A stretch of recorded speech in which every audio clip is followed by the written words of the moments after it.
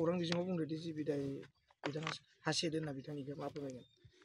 जि बिदाय सारनोथ' जोंनि नियादि पाट्टा हाखौसो जों थिखा होदों 10 बोसोरनि। जि बिदायाथ' जोंनि हाखौ रावनिबो हाखौ सेना लायाखै। बिथांनि अभिजुगा नंखाय नामा होमबा? जतिस मुसाहारिनि बाथ्राया सब नंखाय। बिनि सायाव नोंथांमोना फोरमान बिलाइ दिन्थिनो हागोन नामा? बिलाइ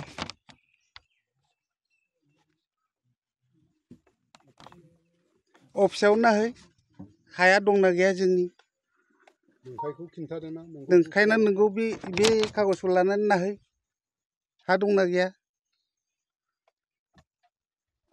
थालिर बागान खालामनाय बेनि सायाव मा फोरमायगोन?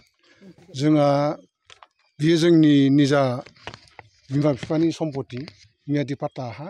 जोङो बिथांनो जोङो रायलायनानै निजे मावनो हायैखाय बिथांजों रायलायनानै जोङो बिथांनो जोंनि हाखौ थिखा होनाय जादों। जोंहा बेयाव साबा ग्रुप दं। साबा ग्रुपआव जोंनि हाया 35 बिगा जायो। जों बे 35 बिगाखौबो जोंनो SDC मण्डला फैनानै गावसोरनो लाबोदों। बे जतिस मुसाहारियानो बिथाङा लाबोनानै जोंनो बेखिनि हाखौ सुनानै होलांदों। बिथांमोननि हाया दा गावसिनियाव ओंखारनाया खम ओंखारदों। दा बेनि थाखाय जोंनि सायाव बहुद कमप्लेन खालामबाय दङ। बिथांमोना बहुद लफिया, बिराद मालायनि धन सम्पतिखौ गावसो लुबैनानै जोंखौ बेबायदि माबायाव खोलैबाय दङ। खिन्थु जोङो जेबो बुङाखैमोन, जेबो खालामाखैमोन। नै दिनै मैयानि खौराङाव मोननानै जोंबो एसे गोसोआ दुंखांनानै जोंबो बेबायदि माबाखौ होनांगोन। होआबा नङाबा जोङो सिरि थायोब्ला जोंखौ आरो नोंसोर नारसिनबावगोन ओरै होननानै जोंबो नैबे खामानिखौ आग बारायनाय जादों आरो।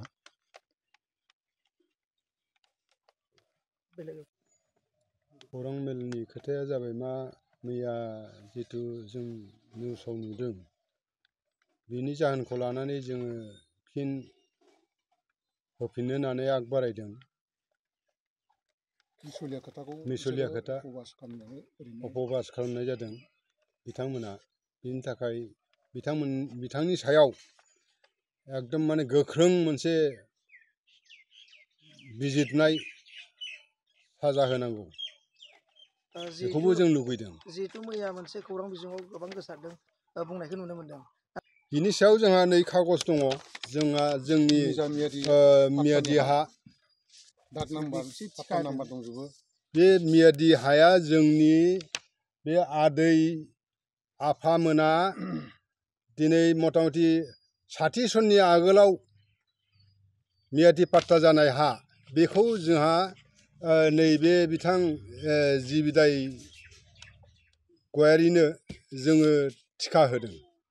मैया फोसावनाया होमबा नंखाय आरोना? एकदम 100% नंखाय बियो। जर जबस्ति खालामनानै बे लायाखैना, जोङो रायलायनानैसो जोङो। बिथाङा जे बे हाखौ जोंनिफ्राय जर जबस्ति खालामदों बे बाथ्राया मिसा। मानोना जोंनि हाखौसो जोङो थिखा होदों बिथांनो। आरो बिथाङा जे थिखा लानानै माखासे मानसिखौ ओनसोलनि माने बेहाय सर्स हिसाबै न'खर फोथांनानै लाखिनो थाखाय लामा दिन्थिदों।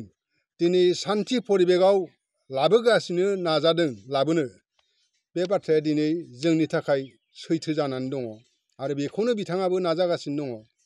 बेनिखायनो दा जोंनि हाखौबो जोङो मावहैनो हायैनि खार'नाव, जिहेथु जोङो हारसिं न'खर बेहाय थांनानै मावहैनो हायैनि थाखाय जोङो बिथांनो बे हाखौ एग्रिमेन्ट खालामनानै होनाय जादों थिखा। जिहेतु मैया नंखायै फोसावबाय, बिनि सायाव नोंथांमोना मा राहा लागोन होनना फोरमायगोन? बिनि सायाव जिथु नंखाय अपमान होनाय, बिनि सायाव बिथांखौ मा साजा होनो हायो बेखौसो जोंनो नांगौ दा। डिपार्टमेन्टनिफ्राय बिदि हाफोरखौ सुना फैदोंमोन नामा? डिपार्टमेन्टनिफ्राय खेबसे नङा खेबनै बिथांमोनानो लाबोबाय, खिन्थु जों लाबोआखै। जोंहा मानो लाबोनो? जोंहा जाबाय परम्परा सिथायै पाट्टानि हा। जोंनि पाट्टानि हाखौसो जोङो थिखा होदों। जोंथ' मालायनिखौ होनो थाङाखै। आरो जोंनि पाट्टानि हाखौ जों बिसोरनो बोरै सुना होनो? सुनानैबो नायबाय, जोंनियाव गैयानो बिसिनि हाया। बबाव दं जों बेखौ मिथिया। सोरनिफ्राय बायनानै लानाय। जिहेतु बिथांमोना मोनसे अभिযোग बेफोरबो गासिबो नंखाय जायाखै बेयावथ' मानोना सार्केल दिनै फैदोंना लाट गावग्रा सानै दङ आरो आइसि बै जोंनि लाबदांगुरि आउटपस्टनि आइसि दङ सल्जार दं बिथांमोनजों लोगोसे आरो एसडिसि सार दङ सार्केलनिफ्राय मण्डल दङ सानै साथाम होमबा बिथांमोनाबो बे बाथ्राखौ रिपर्टखौ होनो हागोन जे बे बाथ्राया नंखायनो एखेबारे 100% मिसलिया होननानै बिथांमोनाबो बुंनो हागोन जोंनि हाखौ जों होदों लिजाव बिथांनो आरो बिथाङा जोंनि ओनसोलनि बेकार समस्यायाव थानाय माखासे सेंग्रा बा लाइमोनफोरखौ बुथुमनानै बिदिनो सर्सनि लामाखौ दिन्थिनानै दिनै गोजोन माने थासारि लाबोनो थाखाय नाजागासिनो दङ बेखौसो जोङो मिथिनानै मोनदांनानै दङ बिनि गुबुन जोङो जेबो माने मिथियाखै ज्यतिष मुसाहारि बिथाङा बिनि सायाव फोरमायनो गोनां बाथ्रायाथ' दा आं मा बुंबावगोन माने बुंनानै फोजोबनो हाया बिथाङा सासे गोदोनिफ्रायनो मिसलिया मानसिखा जायगायावबो ओनसोलावबो बिथांखौ होननानै नाम खारिबानो मिथिखागौ 100% मिसलिया बुंग्रा 100%आनो बिनि खोथाया मिसलिया गोदोनिफ्रायनो बिनि सायाव मा राहा लागोन नोंथांमोना बिनि सायाव दा जोंनि मथे माने गोख्रों माने बिसार दायो माबा खालामनांगौ आरो डिसिसनाथ' आरो मा जोंनि डिसिसनखौथ' जों लाखानानै दङ जोंहा दंखायोनो जिहेथु जों स्थायि हिसाबै बिथांमोनानो बारे बारे सार्कलनिफ्राय एसडिसि मण्डल लाबोनानै खेबसे नङा खेबनै समजायफैबाय जोंथ' जेबो माने अबजेक्सन खालामाखै नोंथांमोना दङबा सुनानै लां जों जेबो अबजेक्सन खालामाखै बिथांमोननि सायाव खिन्थु हाया गैयाबा बबेखौ सुनानै होगोन बिथांमोना जिहेतु नोंथांमोना बबे सननिफ्राय मावबोनाय बे हाखो आरो नोंथांमोननाव बिनि फोरमान बिलाइ दंना गैया दङ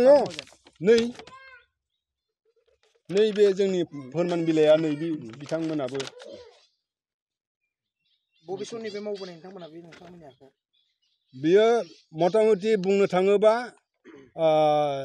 50नि एसे आप जेनेबा 50 उनाव बेखौ माने आबाद मावनाय जादों आरो बे दखल हिसाबै मियादि पाट्टा खालामनाय जादों आरो बिनि उनाव बेसेबा बोसोरनि उनाव मथा मथि 81 सनाव बे जायगायावनो बे मियादि पाट्टा हायावनो माबायाव आबाद मावनाय समावनो आंनि आफाखौ बे जायगायाव मैदेरा गाथारदों होमबा माबोरै गाथारजानो मोनखो नोंथांमोना बेखौ साननानै नायदो दुनियानि बे ओनसोलनि मानसिया मिथिगौ आंनि आफाखौ जे हाग्रानि मैदेरा गाथारदों बे जायगायाव बे बाथ्राखौ बयबो मिथिगौ ओनसोलनि मानसिया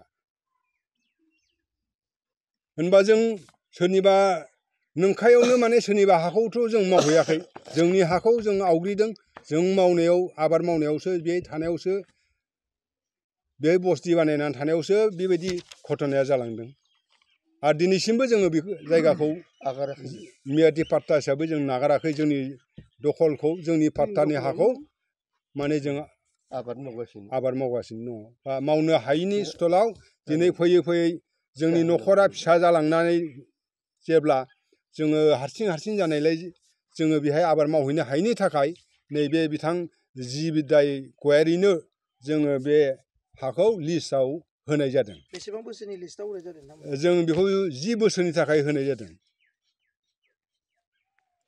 बिनि फोरमान बिलाइ खोन्थागोन नामा फोरमान बिलाइखौ दिन्थिनो हागौ जोङो नै लिस्टआव होनाय जोङो बिथांमोननो जोङो बेवहाय होनाय जादों नै